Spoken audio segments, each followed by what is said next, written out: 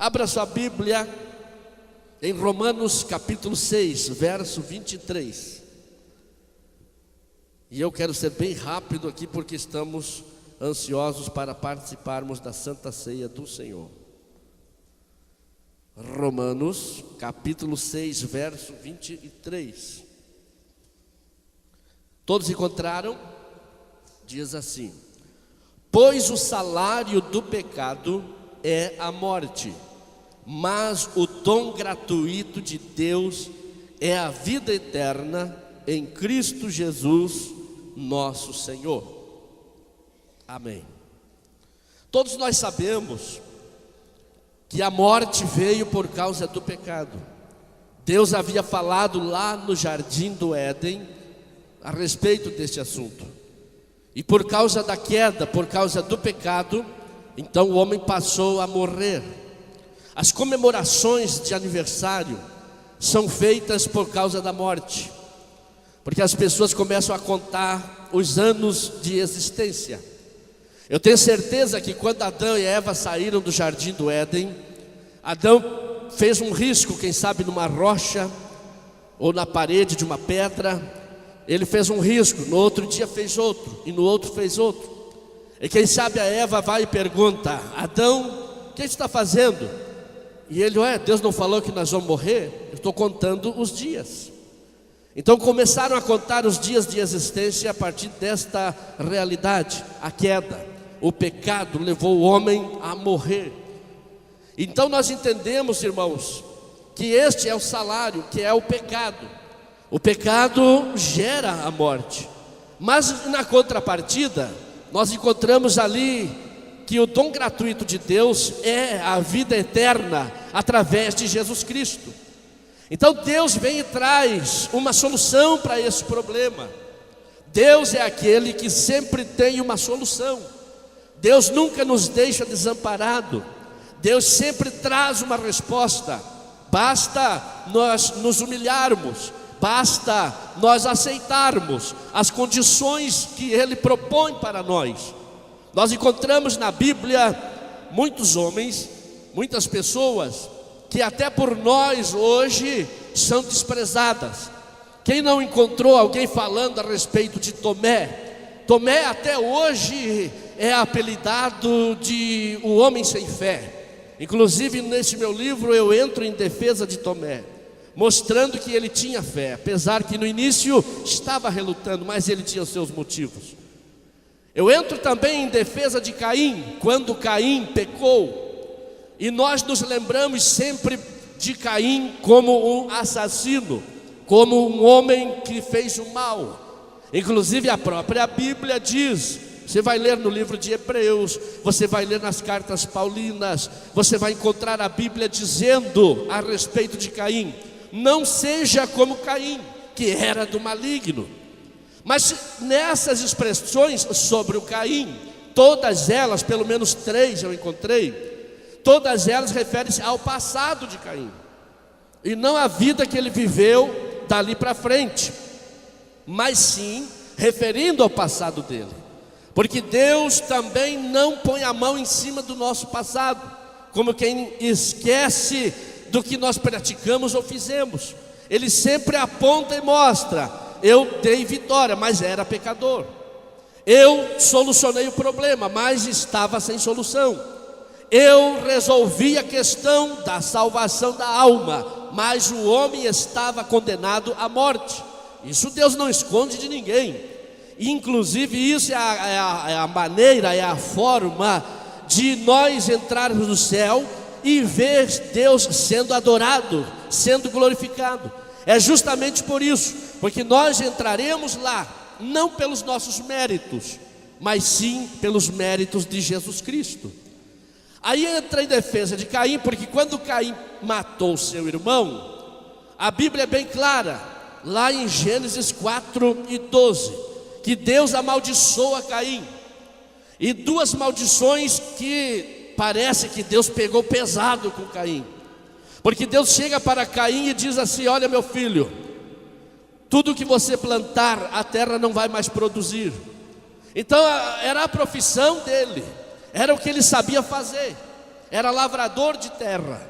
E agora Deus chega e amaldiçoa ele e diz: Caim, tudo que você plantar não vai brotar. E ele imediatamente recebe esta sentença.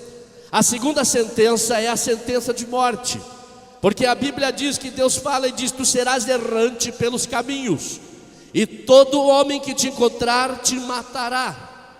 E aí no capítulo 4, verso 13, Caim faz uma afirmação. Ele não faz ali uma indagação e também não faz uma exclamação. Ele faz uma afirmação. Quando ele então diz: tudo bem, então a terra não vai produzir quando eu plantar. E ele continua dizendo: serei fugitivo, serei errante pelos caminhos, e todo homem que me encontrar me matará. Então esse aceitou a condição. E quando ele aceita a condição, aí tem um porém de Deus. Toda vez, irmão, que você aceita os critérios de Deus, toda vez que nós aceitamos a forma que Deus quer trabalhar na nossa vida, toda vez que nós aceitamos o que Deus quer fazer, chega um porém. E Deus diz: porém, a partir daqui vai ser assim. Então Deus o sentencia, Deus o condena, mas o mesmo Deus traz uma solução para Caim. Quando Deus diz: porém, todo homem que te encontrar, e se ele te matar, ele será vingado 7 vezes.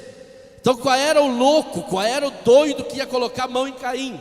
Porque quando chegavam e olhavam para ele, viam a marca de Deus. E ele pensava: não posso tocar nesse homem, porque se eu tocar nele, eu serei morto. Será morto meu filho, será morto o filho do meu filho, será morto o filho do meu filho, até 7 vezes. Então ele se afastava. Então, em outras palavras, irmão, eu entendo aqui, pastor Francisco Salles, que Deus deu uma solução para Caim não ser morto. É a proposta de Deus. E Caim só não participou da linhagem que Deus havia escolhido, mas Caim foi um homem abençoado por Deus. Quando ele sai dali e vê que não pode mais lavrar a terra, a Bíblia diz que ele então se torna construtor. Ele começa a construir e construiu uma cidade. Inclusive colocou o nome daquela cidade do seu filho, chamado Enoque. E aí nasce mais, e até chegar o seu neto, que era Lameque. Aí eu vejo Deus abençoando muito mais este homem. Quando então Lameque tem 3 filhos. O primeiro filho de Lameque, ele se chamava Jabal. O segundo filho se chamava Jubal, e o terceiro era Tubal-Caim. E a Bíblia diz que Jabal era perito na arte de criar gado. O segundo chamava-se Jubal. Quando eu vi essa banda tocando aqui, eu me lembrei de Jubal, porque a Bíblia diz que Jubal, ele era perito na arte do órgão, da flauta. Era o homem que criou a música. Eu creio, quem sabe pegou uma folha na mão e começou a tocar nos seus lábios, saiu uma melodia, e a partir dali ele começou a criar instrumentos, e surgiu então a música através de Jubal. Aí eu vejo, irmãos, Deus abençoando a vida de Caim. Não parou lá naquela sentença, Deus começou a abençoar este homem. Aí veio o terceiro filho, chamado Tubal-Caim. Quem foi este? Perito na arte do ferro e do bronze. Este homem foi o que criou a enxada, a picareta. Foi esse homem que criou ferramentas de trabalho. Foi esse homem que criou a espada para a guerra, criou a lança através da forja, forjando assim instrumentos pelo fogo, que eram instrumentos de ferro e de bronze.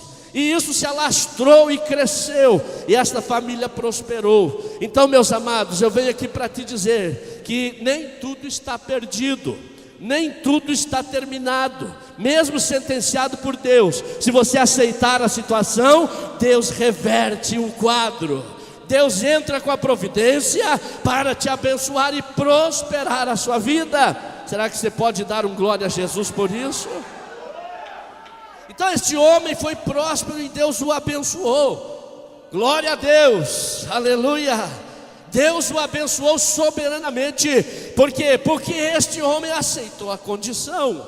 Aí, meus amados, o que Caim recebeu foi uma marca. A marca de Deus em Caim abrandou a sua condenação, mas nós recebemos uma marca de Deus. A marca que Deus deu para nós através do sangue de Jesus Cristo nos garante a vitória para entrar nos céus pelas portas. Nós também fomos marcados, e quem é que vai tocar em nós? Nós fomos marcados por Deus, e aqui estamos hoje para participarmos da Santa Ceia, justamente porque aceitamos esta marca, aceitamos este desafio. Mas quando foi que isso começou? Isso começou lá na cruz do Calvário, quando lá na cruz do Calvário Jesus morre, e a Bíblia diz que Jesus deita na cruz. Quando ele é posto na cruz, vem o marreteiro e começa a pregar os cravos. Quando prega os cravos, Jesus sente a dor, mas ali ele continua, porque a obra tinha que ser completa. Aí Jesus é suspenso daquele madeiro. Ao suspender ele, o crucificado sentia muita dor, mas ali ele estava. A crucificação começou às 9 horas da manhã. Quando chega próximo do meio-dia até às 3 da tarde, foi a hora que Jesus expirou. E a Bíblia diz que ele deu um grande brado, e tendo dado esse grande brado, Jesus expirou. E quando Jesus expira ali na cruz do Calvário, foi a nossa vitória, foi a nossa conquista. Porque até então, como falei no início desta mensagem, a morte vinha destruindo a todos, a morte vinha chegando em todos, a morte vinha imperando. Mas chegou o momento que a morte teve o seu maior desafio. Mas a morte, irmãos, ela chega em Adão. Adão viveu 930 anos, e a morte chega em Adão e diz: Adão, eu tenho que te levar, chegou a tua hora, chegou a tua vez. Porque qual é a função da morte? É levar os que morrem. Se você ler no livro de Apocalipse, você vai encontrar lá que até a morte vai ter que dar os mortos que estão com ela para o juízo. Então a morte, ela vem fazendo o seu trabalho. E a morte chegou em Adão: eu tenho que te levar, e levou Adão. E não adiantou Adão olhar para a morte e dizer: morte, eu sou Adão, tu não está me conhecendo? Eu sou o primeiro homem que Deus fez com os seus dedos, eu sou o primeiro homem que Deus soprou fôlego de vida. E não adiantou. A morte chega no homem que mais viveu na terra, que foi Matusalém. Este homem viveu 969 anos. E não adiantou Matusalém olhar para a morte e dizer: morte, não tem como você me levar, porque eu sou o homem que mais vivi. Eu vou chegar nos 1000 e vou passar de 1000. E a morte disse: não interessa, eu venho e eu vou te levar, chegou a tua hora. E a morte chegava e levava, era o terror das pessoas, e vinham morrendo. E a morte chega em Abraão. Não adiantou Abraão dizer: sou o pai da fé. A morte chega em Isaac, a morte chega em Jacó. Não adiantou o Jacó dizer para a morte: ó morte, tu não pode me levar, porque eu sou o pai das 12 tribos de Israel. Ó morte, tu não pode me levar, porque no val de Jaboque eu tive um encontro com Deus, eu lutei com Deus, e Deus mudou até o meu nome. E a morte disse: não tem jeito, Jacó, eu tenho que te levar, porque eu estou governando e dominando. E a morte levou Jacó. A morte vem nos profetas e chega nos profetas menores, vai para os profetas maiores, chega lá em Isaías, Jeremias, Abacuque, Sofonias, Ageu, Malaquias e por aí vai. A morte chega nos profetas, e não adiantava os profetas dizer: não, mas eu profetizei acerca do Messias, tu não pode me levar, morte. Eu profetizei acerca de coisas de Deus, tu não pode. Não, a morte chegava e dizia: não importa se você é profeta, não importa se você profetizou ou se cumpriu o que você falou, eu vim te buscar. Mais um dia, numa sexta-feira, próximo das 3 horas da tarde, a morte rondando a terra se obriga a chegar em Jerusalém, porque lá também estava morrendo alguém.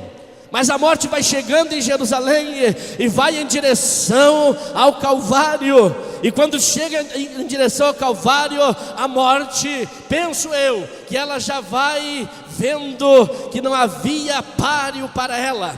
A morte já vai sentindo algo diferente. Por quê, pastores? Porque a morte nunca tinha visto isso, um homem morrer e a terra tremer. A terra tremeu quando Jesus morreu. A morte nunca tinha visto isso. A morte também nunca tinha visto que quando uma pessoa morria, o sol escurecia. Ora, o sol fechou os olhos quando Jesus morreu. E a morte pensou: tem algo diferente, tem algo no ar, tem algo acontecendo, o que será? E quando se aproxima e chega e se depara com Jesus, a morte baixa a cabeça e diz: não tem páreo para mim. Por quê, meus irmãos? Porque ali estava o doador da vida. Ali estava o Criador de todas as coisas. Ali estava o teu Senhor, o meu Senhor. Você já pode ir dando glória a Deus, porque ali estava, pastores, aquele que disse: haja e ouve. Ali estava aquele que disse ao paralítico: levanta e anda. Ali estava aquele que disse ao cego: passe a ver a partir de agora. Ele passou a ver no mesmo momento. Ali estava aquele dono de tudo, soberano, se entregando à morte, se entregando ali para resgatar as nossas vidas. Oh, aleluia! Aí a morte viu que não tinha páreo para ela, e a morte teve que se render. E ali houve um diálogo entre Jesus e a morte. Quando você lê a palavra de Deus lá em Coríntios, capítulo 15, verso 55, encontra o apóstolo Paulo falando desse diálogo. Quando então Jesus olha para a morte e faz uma pergunta: ó morte, aonde está a tua vitória? E a morte não tem resposta. A morte baixa a cabeça, pastor Joaquim, e Jesus continua: ó morte, aonde está o teu aguilhão? E o próprio Jesus, que é o dono de tudo, faz a pergunta e ao mesmo tempo responde. Ele mesmo diz: tragada foi a morte na vitória.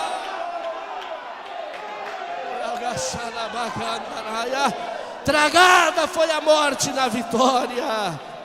Houve essa movimentação e Jesus se entrega. E quando Jesus se entrega, você vai entender por que o sol escureceu, por que a terra tremeu. Você volta na Bíblia e vai lá para o livro de Salmos, capítulo 18. Quando o profeta Davi, porque Davi também era profeta, quando o profeta Davi fala, e Davi começa a falar de uma ação de Deus. Quando então Deus monta, disse ele lá no Salmo 18, sobre as asas de um querubim, e vem voando nas asas do vento. Ah, meus irmãos, foi nesse dia que o Senhor Deus levantou do seu trono e veio de perto ver o que estava acontecendo na terra. E é por isso, irmãos, que a terra tremeu, porque Deus começou a passear pela terra. Deus começou a andar pela terra, isto é, fazendo uma comemoração.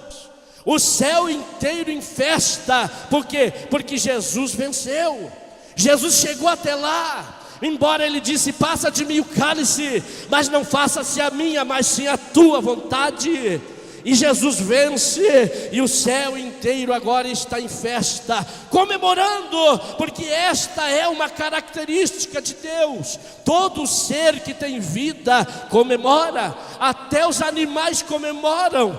Nessa noite nós vamos fazer a maior comemoração aqui nesta igreja. É a Santa Ceia do Senhor, é a nossa salvação que está em jogo, é a tua salvação que está em jogo. E nós temos que comemorar esta vitória. Todos comemoram. Você vê o cachorro, quando o cachorro briga com outro cachorro, eu já vi cachorro brigando, quando um vence sobre o outro, o que acontece com o que vence? Ele fica latindo, fica rosnando e arrastando as patas no chão, como que dizendo: eu fui vencedor. Você vê o galo brigando com outro galo. Quem já não viu briga de galo lá no interior? O galo começa a brigar com o outro, e o que vence, o que ele faz? Ele bate as asas assim, pastor, abre bem o bico e canta bem forte, como dizendo: eu fui vencedor. Você vê o jogador de futebol, quando ele faz o gol, ele chuta lá e faz o seu gol, o goleiro não consegue pegar a bola. Assim que ele vê que a bola entrou, ele fez gol, o que esse jogador faz? Ele sai correndo em direção ao povo, gritando e dizendo: olha aí o que eu fiz, olha aí a minha vitória. Foi assim que Deus fez quando Jesus deu o brado na cruz do Calvário. Deus monta na asa de um querubim e vem sobre a terra com milhares e milhares de anjos para comemorar a vitória da igreja. E nesta noite estamos aqui para relembrar esse dia, relembrar esta hora. Vamos ficar de pé, eu quero orar por você. Relembrar que Jesus sofreu e não foi pouco, mas Ele sofreu para nos salvar. Oh, aleluia, quantos aqui fazem parte da redenção? Você que já foi salvo por Jesus, pelo menos dá um aleluia, dá um glória a Deus. Não só o cachorro comemora, não é só o galo que comemora, não é só o jogador de futebol, a igreja também comemora. Nós também comemoramos a vitória. E estamos aqui, quando você pegar no pão, você está comemorando a sua vitória. Você pegar no vinho, você está comemorando a vitória da igreja. E enquanto você pega no pão, no cálice, meu irmão, se você sentisse o que eu estou sentindo aqui, você vai ser curado da tua enfermidade. Sim, você vai ser abençoado. E nessa noite toda a depressão vai cair por terra. Sim, você vai ser muito feliz a partir de hoje.